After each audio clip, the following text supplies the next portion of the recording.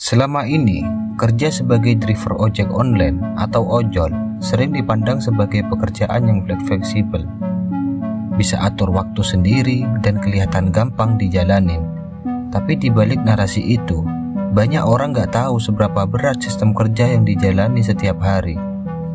Banyak yang gak lihat bahwa di balik tiap order yang masuk ada tekanan dari algoritma, tarif yang terus ditekan, waktu tunggu yang gak bisa dibayar, dan target kerja yang makin gak masuk akal.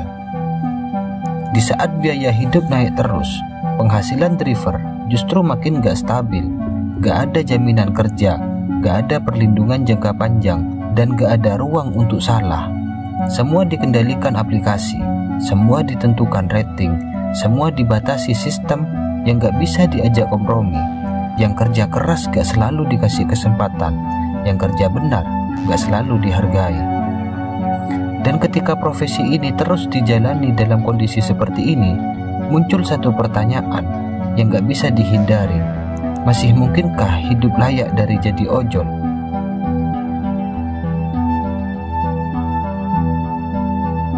Gak semua orang paham gimana sistem aplikasi ojol sebenarnya bekerja. Di balik tampilan aplikasi yang simple, ada algoritma yang jadi penentu utama. Siapa yang dapat order, siapa yang disuruh nunggu. Masalahnya, driver gak punya kuasa buat nolak sistem itu. Kalau dapat order ke tempat yang jauh, macet, atau gak sebanding sama ongkosnya, nolak adalah hal yang wajar. Tapi di sistem, nolak berarti poin minus. Terlalu sering nolak, performa turun. Akun bisa ngasih peringatan, bahkan ada yang ngalamin akun kayak dibekuin diam-diam. Gak ada notifikasi ban, tapi seharian gak dapat order.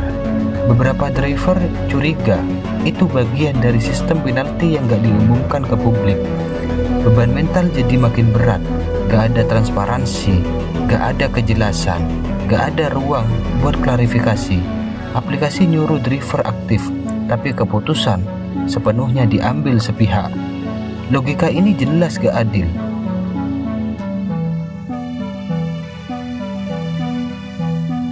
Tarif murah jadi senjata aplikasi buat tarik konsumen lewat promo, potongan harga, dan ongkir gratis. Buat pengguna ini terlihat menguntungkan, tapi buat driver ini awal kehancuran. Ongkos makin kecil, jarak makin jauh, waktu makin lama, tapi bayaran gak ikut naik, malah seringnya turun. Aplikasi gak mau rugi, jadi yang dikorbankan ya driver. Mereka harus kerja lebih lama, lebih banyak, lebih capek, cuman buat kejar penghasilan yang terus dipotong. Yang lebih menyakitkan, konsumen malah makin manja karena terbiasa harga murah. Driver gak bisa protes, mau mogok berarti gak ada pemasukan, mau lanjut penghasilan gak nutup kebutuhan. Semua ini bukan lagi soal pengorbanan, tapi soal eksploitasi yang dibungkus rapi dengan gaya modern.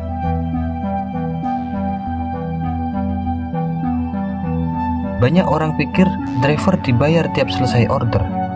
Padahal di antara order ada waktu tunggu panjang yang gak dianggap kerja. Driver tetap standby, tetap nyalain aplikasi, tetap di luar, tapi gak digaji. Kadang jeda antar order bisa 20 menit sampai 60 menit.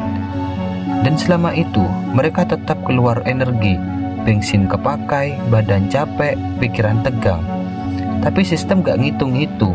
Mereka cuma ngitung dari titik jemput sampai titik antar. Padahal kalau dihitung kasar, driver bisa habisin 3-5 jam per hari hanya untuk nunggu. Tapi semua itu dihargai 0 rupiah. Driver harus jaga rating, harus ramah, sigap, cepat, aman. Tapi konsumen cuma peduli hasil akhir. Sedikit telat, bintang 1, makanan goyang, komplain. Sistem gak tanya kenapa, jalan macet, hujan, lokasi susah, gak peduli. Yang dilihat cuma hasil akhir dan angka rating. Satu rating rendah bisa bikin akun sepi order, bahkan bisa dibekuin. Jadi setiap driver harus ekstra hati-hati, gak boleh salah bicara, gak boleh emosi, gak boleh kecewain konsumen. Masalahnya, Sebagian konsumen justru jadi semena-mena karena merasa punya kuasa, padahal satu klik rating rendah bisa bikin penghasilan driver ambruk. Kerja sebagai driver ojol sekarang bukan cuma soal antar jemput, ini soal bertahan hidup di sistem yang gak adil, penuh tekanan, tanpa perlindungan, tanpa kepastian, dan tanpa keadilan. Kalau kondisi ini terus dibiarkan, yang jatuh bukan cuma penghasilan, tapi juga harapan akan hidup yang lebih baik. Jadi pertanyaannya masih sama, apa masih mungkin hidup layak dari jadi ojol? Kalau sistem gak berubah, siapa yang akan bertahan? Terima kasih sudah nonton video ini. Kalau kamu punya pengalaman atau pendapat soal fenomena ini, tulis di kolom komentar. Sampai ketemu di video selanjutnya. Semangat bro!